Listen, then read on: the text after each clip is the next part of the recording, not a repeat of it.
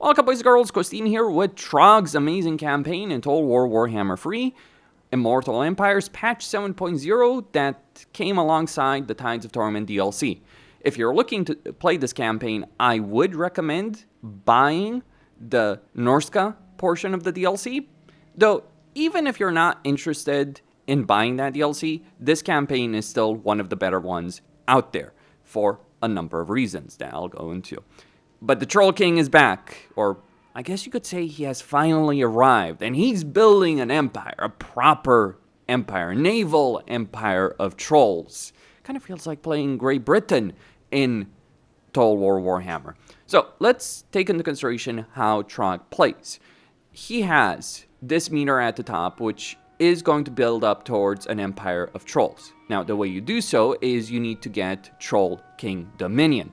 The way you do so is through Trollkind. So let's go and unpack all of this. The way you get Trollkind is through units and buildings. So Trollkind units, and it's not just trolls themselves, there's all kinds of different things that are available. So for instance, skin wolves or armored skin wolves will count towards Trollkind, and you will gain every single turn based on the number of Trollkind units a certain amount of resources. You also have buildings that add to Trollkind, though those buildings also require you to spend Trollkind in order to build them. Now, when we're looking at these buildings, in minor settlements, you have the troll tunnels. You can also spend Trollkind in order to generate spoils and income. Not sure I would necessarily recommend that, though you very well could. But the value over here of the troll tunnels is that they generate Troll King Dominion. They also give you Trollkind per turn, so you are going to get your money back. It will take a while, but you are gaining many benefits. It generates income, and it gives you growth. This is unique to Trogg. Wulfric and Sale do not have a building like this.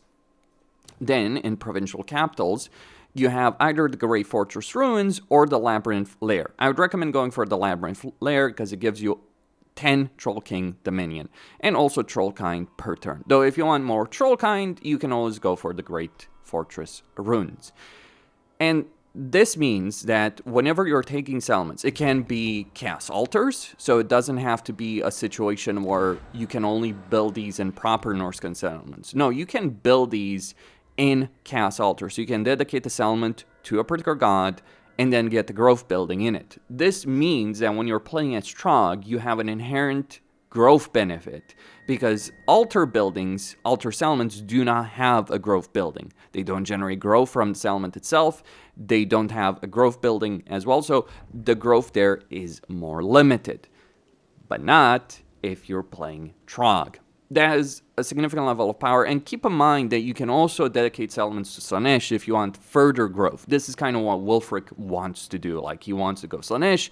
Trogg, you can pick whatever you want to go for, and this is the amazing aspect because that growth limitation means that going anything other than Slaanesh in either in Wulfric's campaign can hurt you. You're just going to miss out that growth. But of course, Slaanesh is not necessarily the best option. Of course, you could always go Nurgle as well. So this is one of the amazing aspects of this campaign. You do have the choice to dedicate your settlements to any god without suffering the penalties that someone like Wulfric does, or the inherent aspects that Sale has to deal with. Because Sale is undivided. Well, I'd say he's undivided, but really he's just the religion of Sale. He doesn't even worship the chaos gods. He worships himself. He's a mini Nagash.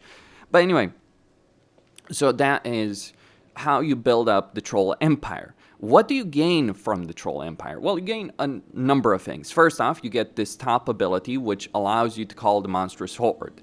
This gives you a number of troll and monster units to a targeted lord. So if you want to basically give yourself a Wa army for a certain number of turns, that is great. I do think that the duration and cooldown of it is perhaps too long because realistically, if you're summoning this kind of army, you're probably only need it for, let's say, 5 turns at most. And the downside is that you will not generate any kind of Trollkind. Now, if you have a lot of Trollkind, you kind of don't care, but if you don't, then yeah, it can be a bit of an issue.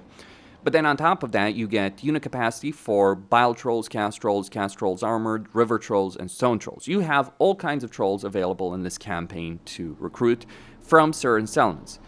If there is a downside, is that you can't recruit those trolls in Norska itself. The way it works is you have an icon over certain settlements. So for instance, over here in the Middle Mountains, in the Brass Keep, you'd have a Bile Troll Den.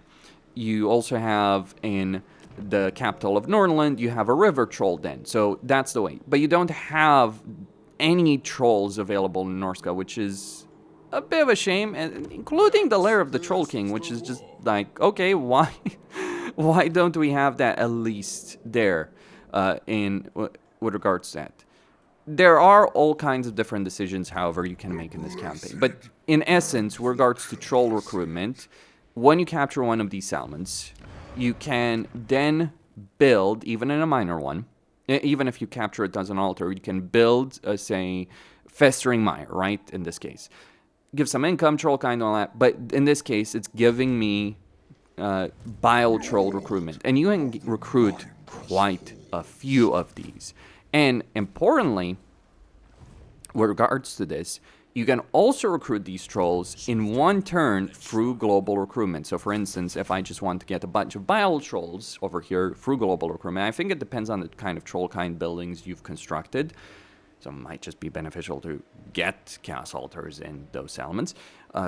Because I'm guessing it's counting as having a lot of them, so it's reducing the global recruitment duration. Could be wrong on that. Specifics might be different. But yeah, you can recruit a bunch of these trolls. There is a limit, but it's like 18 right now at turn 21 for just pile trolls. And it's probably the same for stone trolls, chaos armor cast trolls, and all that. That is a lot of them in a campaign.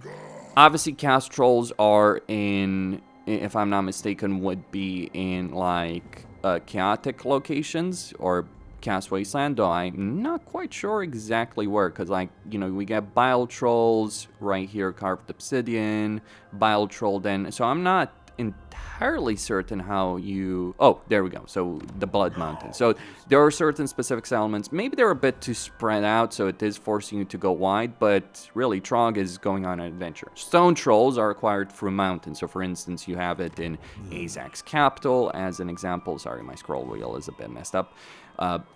You have it in Azak's capital as an example.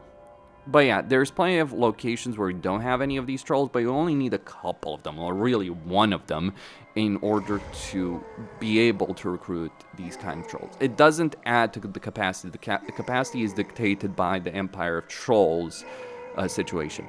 But you also get upkeep, recruit rank, leadership, and perfect vigor if you max out. So it's probably best to actually just max it out to the full extent over here. So it is very much on you as a player to build an empire of trolls. Now, faction-wide, of course, you have post-battle loot, upkeep for troll units, physical resistance for troll units, and then specific locations, and yeah, building a troll empire. It's right there in the faction effect. Some of the details could be missed because I was wondering for a while, okay, how do I get all those kind of troll units? Because I was worrying about Norska.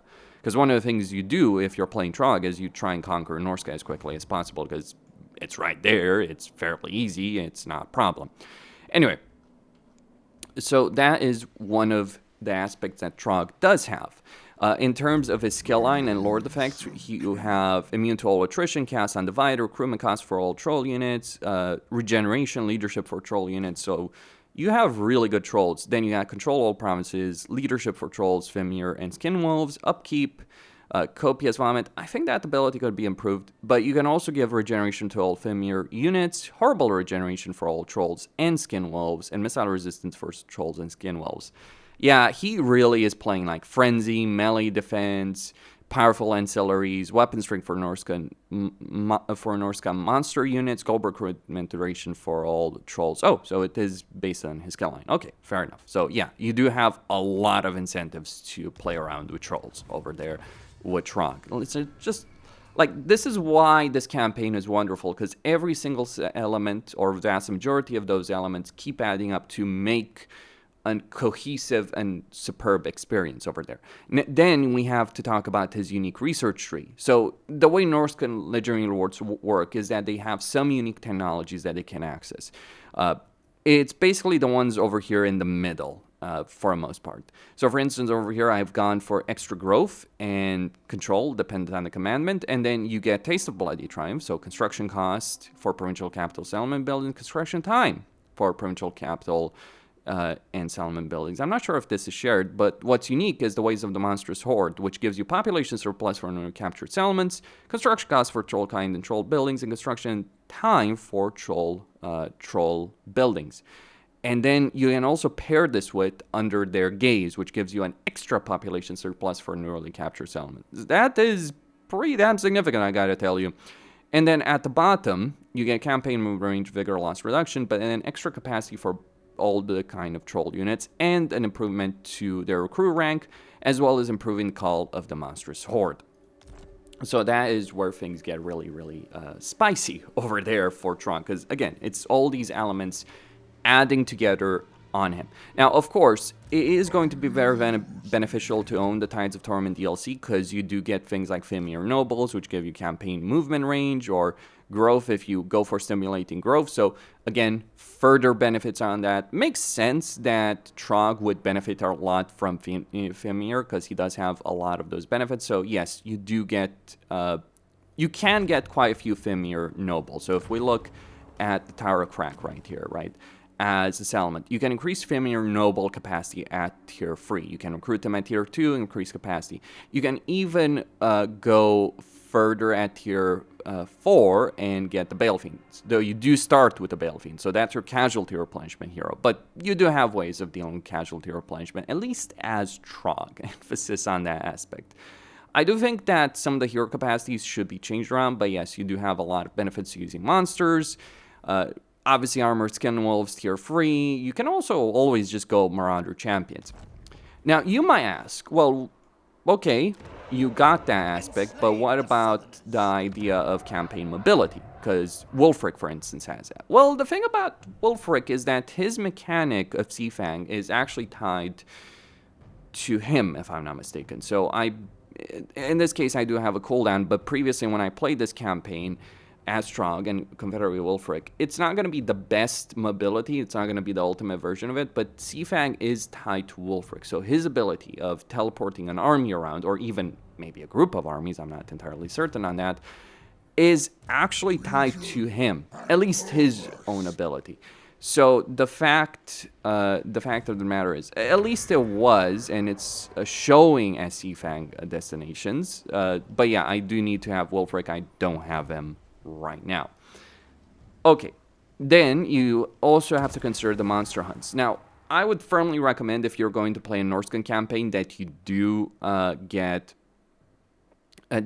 pick up an auto-resolve quest battle mod, not an auto-resolve benefit mod, just auto-resolve quest battles. So, because these battles can be tedious to an extent, but really, you can do these monster hunts, and these monster hunts, very, very importantly on this subject, they give you all kinds of benefits, campaign movement range, casualty replenishment, come from all buildings. So Norsca is very much built around the idea of like, okay, go and fight monsters, deal with them.